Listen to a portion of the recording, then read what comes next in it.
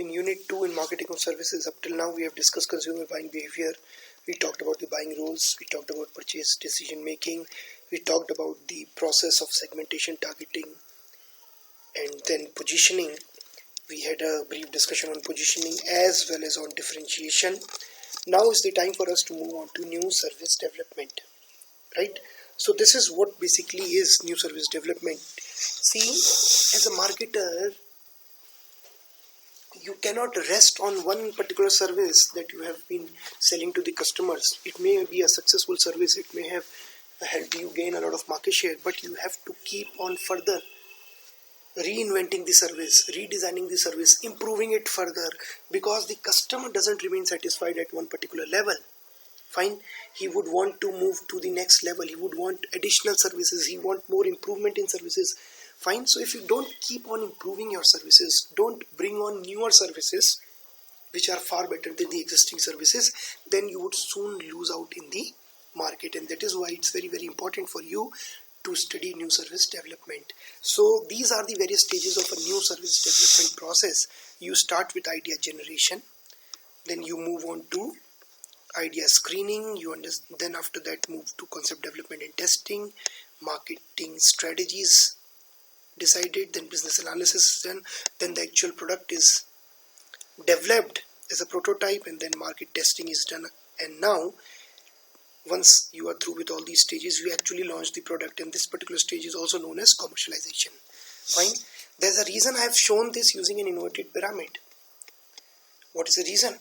Please understand, generally you start with a lot of ideas. You can start with maybe 1,000,000 ideas, and as you move forward, out of those 1,000,000 ideas, finally you may be able to only come up with one single product launch. Fine. So just to give an example, you might start with 1,00,000 ideas, and when you're starting with 1,00,000 ideas, the ideas are screened, and at the next stage you might be left with just 10,000 ideas. You have discarded the remaining 90,000 ideas because they are not worth it. And then at the next stage you decide that okay, I'm only going to develop the concept only for maybe 10,000 or maybe 1,000 of them. Then at the next stage you are only going to prepare the marketing strategy or do the business analysis for maybe 100 of them. Ultimately, the result of the exercise would be that you would be finally able to come up with only one single launch. Fine. So what I'm trying to say is that if you want to come up with a new service, don't just look for one idea, because there are so many stages wherein these ideas would be discarded. Fine. So you start with a number of ideas, and slowly you narrow down this list, and ultimately you reach one final product launch wherein you are actually able to sell the product, wherein you are actually able to launch the service that you have brought up, where you are able to actually commercialize the service that you had thought of in the beginning. And that is why we have this inverted pyramid. What basically it means is that you start with maybe thousands of ideas, and you then end up with just one launch, right? So that is why this inverted pyramid has been shown. Now let me take you through the various steps in new service development. For your understanding, I have also included an example to help you better understand the various steps involved in new service development. The first step is idea generation. How do you generate the ideas? What all new services can you offer to the customers? First thing is you can observe. You can observe, for example, how the service is being delivered, how the customer or the client is utilizing the service, consuming the service. And this can give you an idea which new service you can bring to the market. You can interact with others. For example, whom can you interact with? You can interact with the customers who are actually consuming the service. You can interact with the employees who are at the forefront, the front office staff, which is in face-to-face interaction with the customer. You can talk to them and find out what are the new kind of service that might be required by the customer. You can talk to your channel members, channel partners. I hope you remember what channel partners are. Your distributors, your intermediaries, they are your channel partners. Fine. In case you have used a franchisee model, the franchisee is the channel partner. So you can talk to them. You can also observe what the customer what the competitors are doing, because that can give you a good idea as to how you can also come up with a new service. Fine. So you have to interact with others to find out what all the new service ideas are there that can further be worked on. I've taken up example of Maruti Suzuki road service. Now Maruti Suzuki road service, basically Maruti, you know already, Maruti Suzuki is a company which is basically of Japanese origin, which is owned basically by a Japanese firm, Suzuki Motor Corporation, though Maruti Suzuki is of Indian origin. And Maruti Suzuki, you know that they have been selling cars. Now many a times these cars break down in the middle of the road when the owners are traveling, and there many a times when the people are stranded, they require some help. So Maruti Suzuki had actually observed this. It observed that some of the owners of the car, some of those who had purchased the cars, they many a times had to remain stranded in the middle of a road or in the middle of a highway because of some technical issue with their car, because their car might have broken down. So in such cases, these people required assistance. So Maruti Suzuki said, why not provide this assistance, provide this additional service, which they called the Maruti Suzuki road service. So when and where your car breaks down, this is a toll-free number. You have to simply let us know your location and we will be there. We will respond very quickly to your request. Our quick response team, our mechanics would come on this bike and they would reach you in no time. And they would not only reach you in no time, they would also correct if there are any minor faults in the car. In case there are some major faults, they would provide you another car so that you can continue your journey, and they will take care in the meanwhile of your car, will correct the major faults, and then they will deliver the car at your doorsteps. Of course, we are going to charge you for that as well. So this cannot be free. So Maruti Suzuki came out with this service. So this was also thought of as a source of revenue for them. Fine. But how were they able to come out with this kind of a service, and the idea of coming up with this kind of a service? They must have observed their customers. They must have observed what the employees say about the customer experience when the customer's car break down in the middle of the road, and because of that they were able to come up with this particular kind of a service. Again, you can use creativity techniques. You can do brainstorming, for example. Brainstorming is where you bring in a few people who are knowledgeable about a particular subject and ask them to write down all the ideas that are coming up in their mind without at all thinking about the applicability of their idea, the use or relevance of their idea. So do not appraise your idea, just come out with your ideas. Whatever you're thinking, just jot it down. This is what brainstorming technique is all about. So when the people do not start appraising their ideas and jot down all the ideas that they have, then all these ideas are clubbed, and then one by one they are evaluated for their usability, for their relevance. Fine. So these kind of creative techniques are there. There are other creative techniques also, but this is sufficient for us here. If you want to know about more such creativity techniques, you can refer to marketing management and you can refer to new product development there. Fine. Now once you have generated the ideas, what is the next thing? You have to screen them. But before that, as I told you, I'll be talking about a example. So let's say there is an idea whether we should have an electric crematorium service at Pithoragarh. Electric crematorium, you know, so that the dead bodies could be burnt. You know that in Hindu tradition there exists a ritual wherein the Hindus, those who have died, they are cremated, the bodies are burnt on a pyre, chitapar. Fine. So we are saying that since the place where this cremation takes place, the cremation ground is far away from Pithoragarh, and in rainy seasons there might be problems for the customers. So let us come up with an electric crematorium where the same ritual would take place but using electricity. Fine. So this is one example I'll take you through. This is one example I'll keep discussing in the course of this session so that you are able to better understand the theory. So this is what I've done here also in idea generation. Now this idea has been generated. Can we come up with an electric crematorium service at Pithoragarh? Now let us move on to the second stage, idea screening. you have to screen the ideas. You have to find out which ideas are good, which ideas can be worked with, or which ideas can be discarded in the first place. So first, what you have to find out what it would be the appraisal criteria.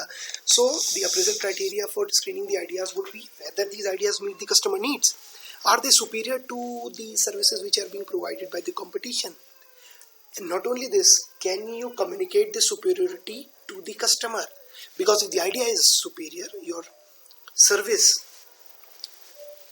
that you will be able to come up with using that idea is superior to the competitor, but you cannot communicate to the competitor, to the customer that your service is superior than the competitor service, then why would the customers purchase your service? So you should also have an idea which can easily be communicated to the customer. And what is the capability of production? Can you actually, the idea can be good, it might be easily communicable to the customer, but then can you use that idea and actually come up with a service? And can you do it on a recurrent basis? Can you come up with the services again and again using that particular idea? Can you produce the service? Can you deliver the service using that particular idea? And would that service idea that you have come up with, would that service idea lead to revenue and profit? So these are the different appraisal criteria based on which you decide whether or not to go for a particular idea, whether or not to work further on an idea. And that is why this stage is known as idea screening. You are finding out which ideas are good enough and which ideas are not good enough to work with. Now, as I took the example of electric crematorium, I am continuing with that only. Just to give an example, electric crematorium, now we have seen whether the customer needs are met. Yes, customer needs are met because every day in Pithoragarh 3 to 4 cremations are taking place. We have taken this data from the register of deaths that the government agencies maintain. We have also seen that there are road blockages, specifically during rains, which causes delay in the cremation. Then many a times the cremation ground are on the banks of the river, and many a times the overflowing river, specifically during the rainy season, poses the risk to those attending the cremation ceremony, those attending the last rites of the dead body.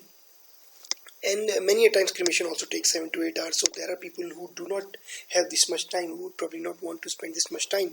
So yes, our idea is actually meeting the customer needs. But is my idea superior? Yes, it saves time and money. If you compare with the traditional cremation, it saves time and money. And there are no hassles during the rainy season because you are using an electric crematorium. So you don't need to worry about the rains, or you don't need to worry about the road blockages because of rainfall. And can you do it? Can you actually produce this service? Can you actually deliver this service?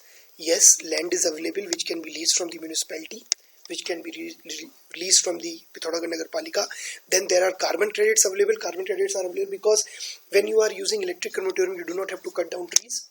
You would be saving on trees. You would be saving down on the release of carbon, which might cause global warming. So in such cases, such businesses are given carbon credits. So I can make use of carbon credits, so that will augment my earnings. I can apply for carbon credits because I am not releasing carbon in the environment. I have come up with a service which prevents the release of carbon in the environment and prevents global warming, so I can get carbon credits for that. I hope you remember what you have read about carbon credits in environment science. So I am talking about those carbon credits only.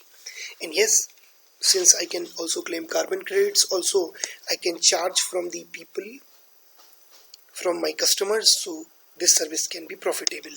So I've seen that yes, the customer needs are being met, and I'm superior to competition also, and superior to a traditional cremation rituals also, and I would be able to deliver this service also. So I might want to go ahead with this particular idea, right? Now, before moving on to the third stage, we need to understand that many a times there are some screening errors. You might drop a good idea.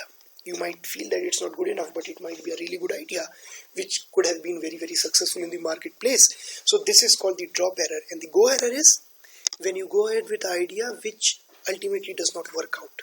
Fine. So go error and drop errors are called the screening errors. Go errors are easy to spot because you know that you have gone ahead with an idea, but then idea actually didn't work out in the marketplace. So that is the go error. You can easily understand.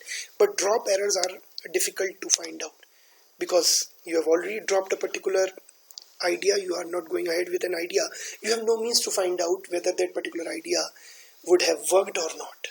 Fine. So these are the two screening errors, drop and go. Let's move on to the third stage.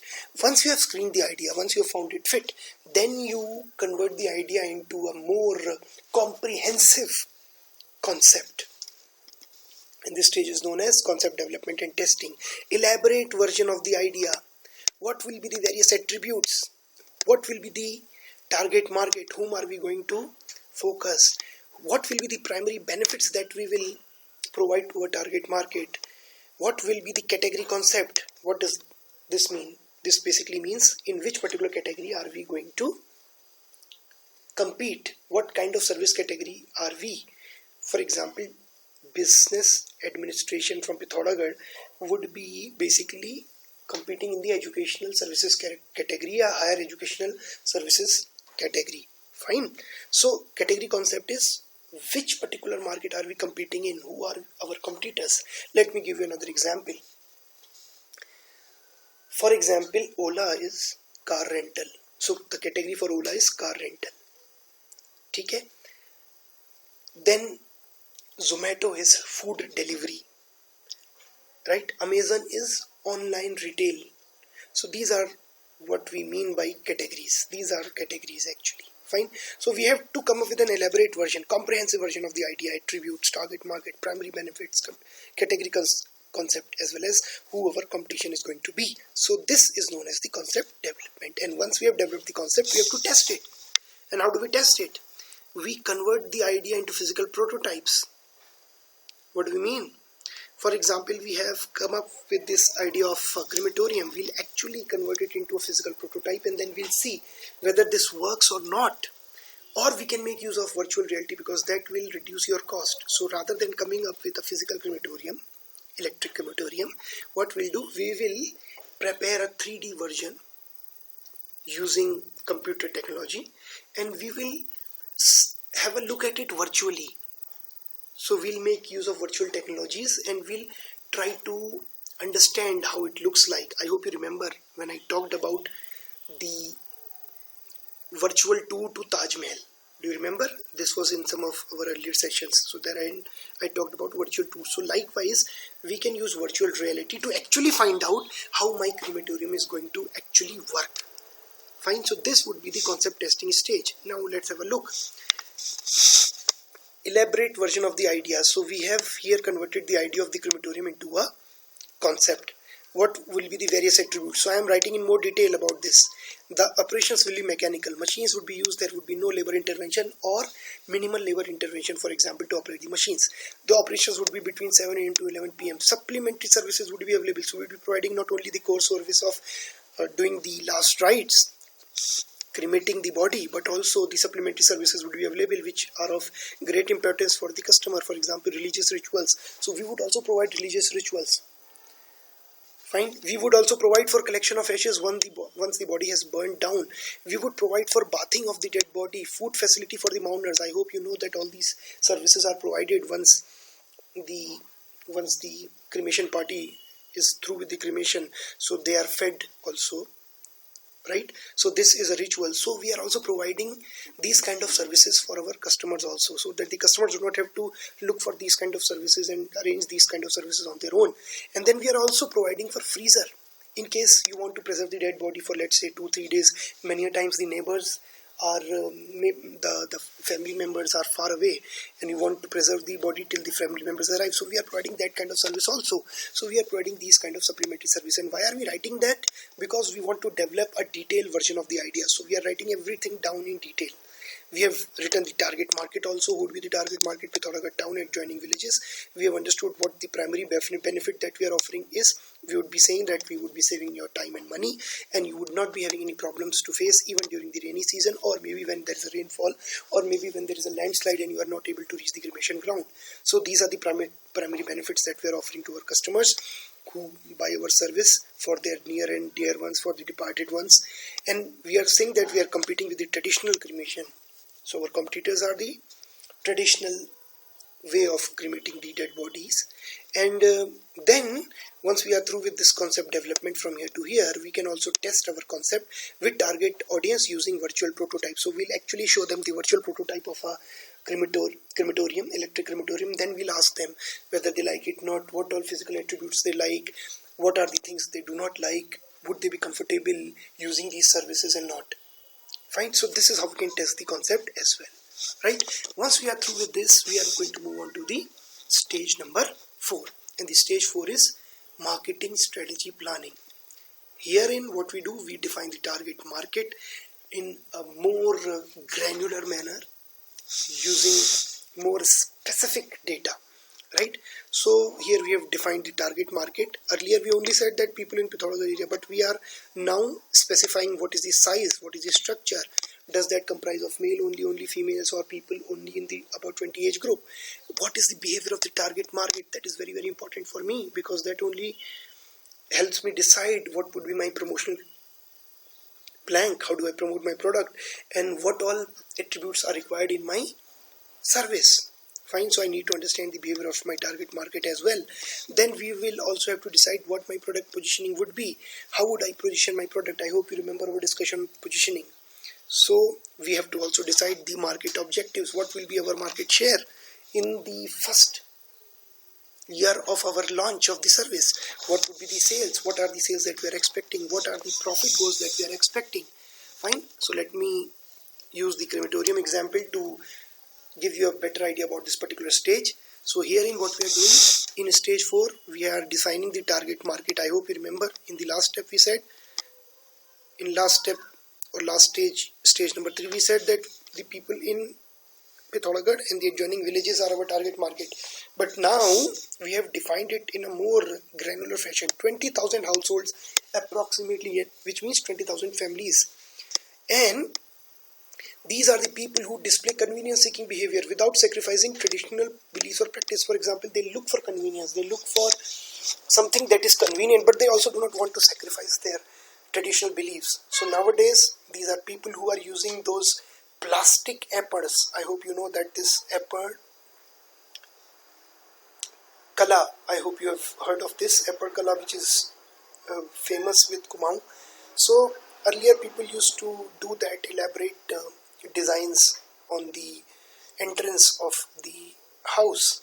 Nowadays people don't want to lose out on that traditional practice, but they also do not have much time, so they look for convenience. So what do? They bring the ready-made appers, the plastic sheets, and they simply stick it.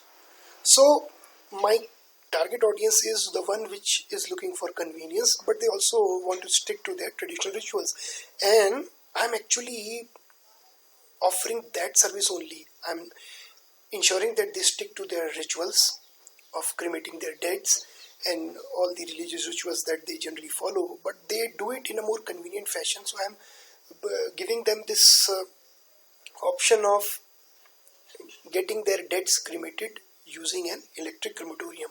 Fine. And the position that I'm going to use is peace and heaven to the departed soul.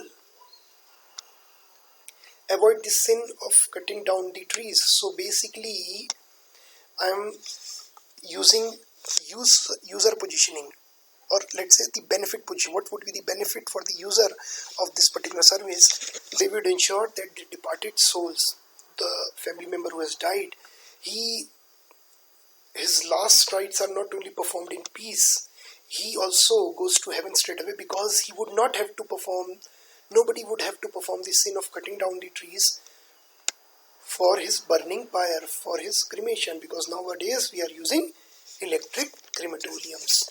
Fine. So this is the positioning plank that we are going to use. And the market objectives also we have underlined: favorable attitude towards electric crematorium among at least 50% of the target market. This is what we are targeting in the first year of the launch. 20% cremations in the rainy season. So the number of cremations that are taking place in Pithoragarh, we are saying at least 20% of them would come to our facility, would get their deads cremated through our electric crematorium, and 10% of the cremations in the first year of launch. So in the rainy season, naturally we are aiming at a higher rate because of the landslides that cause problems for the cremation parties. So we are aiming for 20% of them to come to us instead of going to cremation grounds, traditional cremation grounds near Ghat, right? But across the year we are aiming at a lower figure of 10%. And we also want favorable attitudes towards electric crematorium in 50% of the target market. So they may not be buying our service, but there is at least a favorable attitude. So this is what we are aiming, and this is how we are actually performing the fourth stage and the fourth step in the new service development. Fine. So thank you very much for your time. In the next session we'll talk about the remaining four steps, remaining four stages. Thank you.